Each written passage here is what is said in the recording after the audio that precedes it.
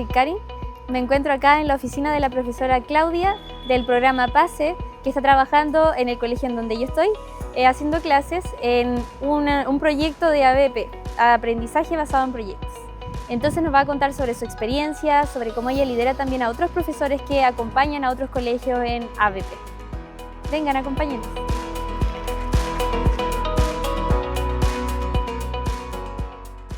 Estamos aquí en la oficina con la profesora Claudia Díaz, quien nos va a contar acerca de los proyectos que ha realizado con la metodología ABP, Aprendizaje Basado en Proyectos. Hola Claudia, cuéntanos. Gracias primero por invitarnos a tu oficina, por el espacio y el tiempo que nos das para contarnos sobre tu experiencia. Me gustaría empezar por qué te motivó a entrar a la docencia. Hola Karen. Bueno, yo vengo de una familia donde hay otros docentes. En particular, mi abuela materna es profesora normalista. Ella estudió como interna en la Escuela Normal de La Serena y para mí es una figura clave dentro de mi trayectoria de vida. Es la abuela con la que viví casi toda mi vida y ha sido súper valioso para mí tener esa experiencia de crecer en escuela, aparte de vivir la experiencia como estudiante, también el acompañar a mi abuela en sus propios procesos, ver, no sé, desde cómo organizaban los bingos en la escuela hasta la relación que ella tenía con los auxiliares, con las personas que trabajaban en otras áreas, con los inspectores.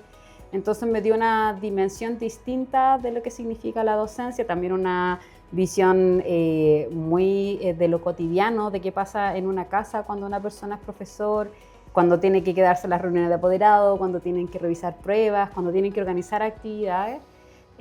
Así que bueno, yo entré a la pedagogía muy clara de todas las cosas positivas y románticas que tiene la pedagogía, pero también muy clara de los desafíos que implican desde lo familiar, desde lo social, pero muy orgullosa. Yo creo que me siento muy orgullosa de venir de una familia de profesores. Yo creo que de ahí viene como mi primera inspiración y los docentes que también me tocó a mí tener que, sobre todo en la educación básica, tuve una profesora muy encantadora de lenguaje, la profesora Berta Araya, inolvidable. Y en la educación media también profesoras muy destacadas. Tuve la oportunidad de que fueran mujeres muy consideradas con lo que significaba la vida de sus estudiantes, las necesidades que tenían, pero también cómo alentarlos en sus sueños. Yo creo que si hay algo que caracterizó a las profesoras con las que yo me encontré en la educación media es que tenían altas expectativas de sus estudiantes. Escuchar profesores que creen en sus estudiantes, que creen en los procesos de sus estudiantes y que te muestran las posibilidades que puedes tener fue muy importante, y de ahí que yo creo que la construcción de mi toma de decisión de proyecto de vida pasó mucho por estas grandes profesoras que tuve y por, ¿cómo decirlo?, su como dedicación a que los proyectos de vida de nosotras se cumplieran. Entonces tú tenías claro que querías ser profe, pero ¿por qué de historia? Yo creo que sabía que quería algo con educación, sí, pero yo también tuve mi momento de pensar y mirarme en otras carreras. Yo creo que eso también es parte como de la adolescencia. Sí. Yo igual pensé en otras carreras como teatro, como periodismo. Me gustaba mucho el tema de hablar de la contingencia. O sea, bien del lado humanista igual. Sí, ya. Sí, siempre tuviste como sí, ese lado claro. Sí, nunca me imaginé siendo profesora de matemáticas, de física. Pero claro, yo sabía que ya había un área de interés muy marcada, que era el área de las humanidades. Me gustaba harto historia, pero también me gustaba harto arte. Tenía muy buena relación con mis profesoras de lenguaje. Me gustaba mucho leer. Yo creo que esa era una de las cosas que también para mí fueron muy significativas, como el mundo de la literatura. Para mí fue así como un universo gigantesco que se abrió en algún minuto de mi vida y nunca más se ha cerrado. Y finalmente ya estaba como más decantada por el área de las pedagogías y estaba como en arte, en historia, lenguaje, en lenguaje. Quizás, sí, como que esas eran como mi... Y al final dije, no, vamos a poner primero historia. Y dije, ya, perfecto, pedagogía en historia va a ser mi número 1. Uno dice pedagogía en historia, voy a leer un montón, pero también había mucho trabajo de campo, mucho trabajo de investigación, que no son cosas que uno vea en el colegio. Yo siento que tuve una buena formación del liceo, pero aún así el desafío del mundo universitario estaba muy por sobre lo que yo me imaginé. y hubo asignaturas que efectivamente fueron muy complejas de abordar, que requirieron como reinventar el método de estudio que tenía. Como que yo tenía una forma de estudiar que funcionaba con las lecturas, el fichaje, etcétera, pero que no tenían ningún tipo de relación con algunos ramos, particularmente los que tenían más matemática, más química, o que requerían de un uso práctico de ciertas herramientas. En la economía había que utilizar el conocimiento matemático en otra dimensión, que era calcular procesos desde el área de la economía. Entonces era como, aquí, ¿cómo lo abordo? ¿Desde dónde lo tomo? Como que me cuentas eso y pienso en que cuando uno es estudiante en el colegio, dice, pucha, a mí me gusta biología y química, y ya, inglés. Ya, yo quiero ser profe de biología, de química, qué sé yo, pero hay ramos que me cuestan y no me gustan. Pero quiero estar en la universidad para por fin estudiar lo que me gusta. Y pasa que sufro con algunos ramos en el colegio, después llego a la U, lo que te pasa a ti le pasa a todos, como estar en ramos donde son profesionales en lo que están hablando, químicos, historiadores, y al final no te enseñan como orientado tanto a tu carrera quizás. Y ahí también lo puedo como conectar un poco con lo que tú pretendes como hacer y motivar a los demás profesores, como... Por ejemplo, conocí a tu colega Tomás, que está enseñándole a los estudiantes de humanista en Ciencias para la Ciudadanía, que no están interesados en ciencias y están haciendo un proyecto ABP. Tú escribiste un libro con Nicolás Peña. Yo conocí este libro y lo usé mucho en la universidad porque nos prepararon. Pero cuéntanos, ¿cómo surgió esto? ¿Estudiaste antes para didáctica? ¿Estudiaste y eso te sirvió para crear este libro junto con Nicolás? Yo creo que, claro, en la formación del pregrado para uno como docente, si bien estaban los ramos de didáctica, los ramos de didáctica se quedan súper cortos respecto de la realidad que uno tiene en el aula. Yo creo que dentro de eso, yo creo que la didáctica, que es una dimensión súper importante de la formación de los docentes, que es el cómo yo voy a efectivamente convertir este conocimiento un poco más académico, un poco más vinculado con la investigación algunas veces, lo llevo a mis estudiantes, lo llevo a mi comunidad educativa y se convierte en un conocimiento de todos. Un poco como de democratizar este saber. Y en esa dimensión, claro, yo ya venía con un interés previo de buscar metodología, buscar estrategias, tener más herramientas. Eso me llevó a hacer un diplomado de aprendizaje colaborativo que tenía en su centro el trabajo con aprendizaje basado en proyectos. Es como la excusa es el aprendizaje colaborativo, pero el vehículo era ABP para realizar este trabajo colaborativo. Después me especializo en el área de la didáctica de las ciencias sociales y nuevamente me encuentro con la necesidad de poder traspasar este conocimiento de una forma en la cual no solo sea comprensible y desagregado para mis estudiantes, sino que también pueda ser compartido con la comunidad en la que estamos. Y en esa ruta llego a este espacio que es el programa PASE en la Universidad de Chile, donde una de las líneas de trabajo directa con docentes era a través de ABP. El foco estaba en el desarrollo de proyectos entre comunidades educativas, desde las aulas que los estudiantes habitan, desde las aulas que los docentes habitamos tradicionalmente, pero aportando con esta metodología, ahí bueno, se presentan una serie de desafíos, los podemos conversar, pero parte de esa experiencia de cómo la metodología efectivamente puede ser utilizada en el aula tradicional sin tener que reconvertir todo el colegio, sin tener que quizás enviar, no sé, a todos los profesores o pedirle a todos los profesores que tienen el tiempo a la capacitación o el espacio formativo en aprendizaje basado en proyectos, tenía que ver con que el trabajo se realizaba en sus salas, en conjunto con ellos, y donde también se les generaban todos los puentes para que la metodología fuese aprovechada al máximo. Y esos aprendizajes son los que con los años se traducen en la publicación del libro.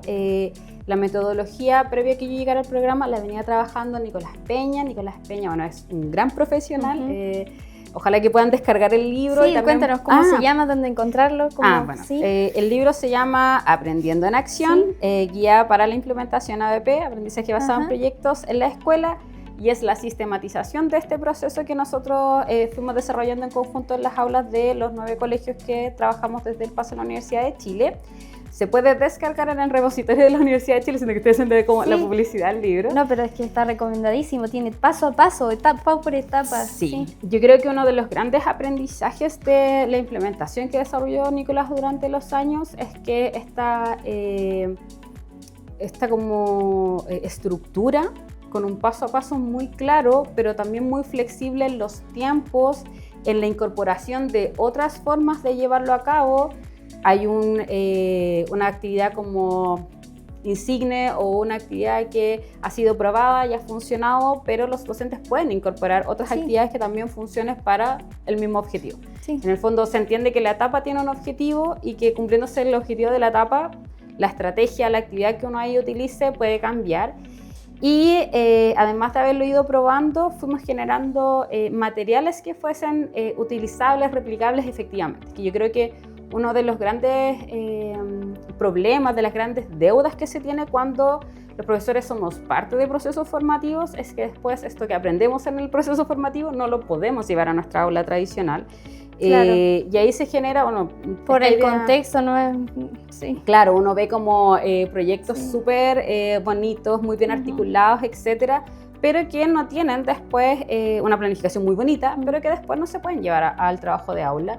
No dan los tiempos, no dan los recursos de la escuela, y eso va generando esta idea de la desesperanza aprendida dentro de las comunidades educativas y particularmente dentro del cuerpo docente, donde ver otra metodología es un poco como en esta idea de, bueno, ya vienen a traernos otra como metodología innovadora, como la innovación continua, pero no necesariamente esa innovación les hace eco, no necesariamente la perciben como algo que se puede realizar en el espacio. Y yo creo que los que hemos estado en aula hemos tenido esa sensación también de participar de capacitaciones que en el fondo después no utilizamos ninguno de los materiales que vimos ahí. Y yo creo que una de las riquezas que ha tenido el proceso que hemos desarrollado desde PASE es que los profesores ven el proceso, ven los resultados y los ven en sus propios espacios. Sí. Entonces ocurre en el contexto, en un tiempo real, con personas reales, con sus propios estudiantes que muchas veces para ellos son estudiantes con los que quizás no tienen tan altas expectativas, pero cuando los ven trabajando en los proyectos están interesados, están súper interesados, hablan en otro lenguaje, empiezan a posicionarse desde otros lugares, no sé, el estudiante son más autónomos, muy callado, que no participa en nada, de pronto está gestionando las redes sociales. Entonces, claro, es un estudiante que en el aula quizás no funciona tan bien en la clase de historia porque no se siente interesado. Y se entiende. Es súper comprensible, pero en el proyecto se le interesa escuchar a sus compañeros y hacerle la cuña para el Instagram del proyecto. Entonces el profesor dice, entonces no es que este estudiante no le interese nada. Lo que pasa es que en las cosas en las cuales él está interesado, yo no estaba poniendo mi foco. Y un poco yo bajé mi expectativa respecto de los estudiantes en función de que no funcionaban para mi asignatura, pero no porque ellos no pudieran hacer más cosas. Claro, si tú me pudieras decir, y a mí y a los demás profes, ¿qué es lo que necesitamos para pensar en hacer una ABP? Si tuviera que así como, no sé si es una fórmula mágica, pero sí creo que es muy importante escuchar a los estudiantes. Yo creo que una de las problemáticas con las cuales nos encontramos los docentes es que sentimos que el ABP viene a sustituir a la clase tradicional, donde un poco yo estoy en el pizarrón explicando un contenido, o los estudiantes están trabajando en una guía. Y la verdad es que si bien el ABP, por supuesto, puede ser un vehículo donde se trabajen contenidos que están dentro de nuestro marco curricular, que están alineados con los objetivos de aprendizaje, etc. Uno puede hacer ese trabajo, y es nuestro trabajo como docentes. Yo creo que hay que poner a la base del trabajo, preguntarle a los estudiantes sobre qué es lo que a ellos les gustaría hacer en este proyecto. Pero una vez que tenemos como esa parte ya dialogada, yo creo que la siguiente etapa, yo creo que lo que va a marcar mucho del logro del objetivo del proyecto es que los estudiantes se involucren desde el inicio. Y yo creo que cuando uno parte preguntando, parte escuchando, parte involucrando, el proyecto camina mejor, porque a veces hay inquietudes que uno ya tiene, por ejemplo, los estudiantes tienen muy poco interés en los temas de la comunidad escolar. Y uno se encuentra con estudiantes que sí están pensando en las problemáticas de la comunidad escolar, pero quizás no en el mismo vocabulario que uno utiliza. Y se encuentra con estudiantes que están pensando, por ejemplo, en que les faltan charlas sobre el tema de sexualidad o sobre género, o les faltan actividades sobre temas de cuidado de su salud mental, y que ellos también se encuentran buscando soluciones. Entonces, no sé, hay proyectos que tienen que ver con, y este es un proyecto que me gustó mucho, unos estudiantes vieron que había un tema de salud mental en el colegio. Y lo que generaron fue una aplicación, una aplicación de celular, como hicieron todo el contenido de salud mental, como recopilado de distintas fuentes, etcétera. Algo muy sencillo, pero investigaron, crearon una aplicación. Crearon una aplicación y esa aplicación quedó disponible para los estudiantes de su comunidad. Entonces uno dice, aquí está pasando algo. O sea, el estudiante no es un estudiante apático, no es un estudiante que esté súper desinteresado de todo, sino que es un estudiante al que no les estamos preguntando y no estamos como decodificando lo que nos están diciendo. Entonces cuando uno hace ejercicio de la escucha activa, de no juzgar lo que a uno le están comentando, obviamente uno le da un marco, va generando las preguntas, van dándole los insumos. El árbol de problemas es algo muy sencillo. Uno tiene una cartulina con un árbol dibujado y los chiquillos anotan. Sí. Y está aquí también el Sí, dibujito. está aquí. Sí, ¿dónde lo encuentro? Y eso uno lo va convirtiendo en el proyecto. Entonces, el proyecto parte de lo que los estudiantes están viendo respecto de lo que pasa en su entorno, que ven que hay mucho estrés o hay mucha violencia, que de pronto sus compañeros se sienten muy como angustiados continuamente y sobrereaccionan, y ellos se dieron cuenta de esas cosas. Claro, no lo ponen en los términos que lo diría uno, pero ellos se dieron cuenta de eso. Entonces generaron láminas, generaron investigación, armaron esta propuesta de una aplicación, y es una aplicación que además dialoga con ellos. Y al final uno se siente re orgullosa porque hicieron todo ellos, autónomos. Sí. Yo creo que los profesores que estaban en ese momento, nosotros trabajamos con liceos técnicos profesionales, liceos científicos humanistas, polivalentes, claro, quizá ellos nunca se imaginaron que sus estudiantes se iban a preocupar por eso y que iban a terminar haciendo una aplicación. Entonces, la invitación es a escuchar a los estudiantes. Obviamente recomendamos el libro porque está secuenciado el proceso, están todos los insumos. Una parte que como profesores yo creo que nos importa harto, y aquí está mi contribución al libro, es la parte de la evaluación. Como yo finalmente logro evaluar este proyecto, que puede ser muy bonito, pero en algún minuto también me van a pedir un poco las calificaciones de este proceso o las notas en el libro. Aquí vienen distintos, desde rúbricas hasta listas de cotejo, desde dónde se piensa la evaluación. Nosotros hicimos ejercicios de creación de criterios de evaluación junto con los estudiantes. Entonces está el profesor en aula, están los estudiantes que partieron con la idea del proyecto y en conjunto se construyen estos criterios de evaluación. Entonces ya no es el profesor en solitario teniendo que hacer todo. Yo creo que eso también es algo muy importante a destacar, que cuando uno trabaja en aprendizaje basado en proyectos, el profesor deja de estar solo y comienza a integrar a otros miembros, estudiantes, otros colegas, invita a personas. Nosotros en el caso de la Universidad de Chile van nuestros estudiantes a trabajar en estos proyectos. Entonces deja de ser un trabajo solitario y empieza a ser un trabajo de comunidades. Muchas gracias, Claudia, y muchas gracias por este aporte. Lo hemos usado todos los de mi generación, ¿sí? Nos titulamos gracias a Aprendiendo en Acción. Sí, de verdad. Vamos a escribirle a Nicolás Pelle, que fue quien organizó este modelo de trabajo, quien le dio la sistematicidad que tiene hoy día y quien de alguna manera aporta este grano de arena también a los procesos en las aulas, que son aulas reales. No son aulas un poco como en el imaginario de alguien en una oficina, sino que son el trabajo de estos territorios que son muy diversos, La Pintana, Pudahuel Rural, y está aquí, la traducción está aquí. Sí, lo hemos visto y agradecemos. En nombre de toda mi generación, yo creo. Muchas gracias. Te agradecemos porque eso es lo que tuvimos que hacer y estaba todo plasmado etapa por etapa. Así que muchas gracias. Gracias por decírmelo. Me voy muy tranquila y muy contenta hoy día. Sí. Y feliz de volver a conversar contigo y que me cuentes aún más de toda tu experiencia, porque sé que es mucha. Disponibles en la Universidad de Chile. Bueno, si no estoy en alguno de los colegios como... O en tu espacio, en tu oficina aquí. Sí. Muchas gracias.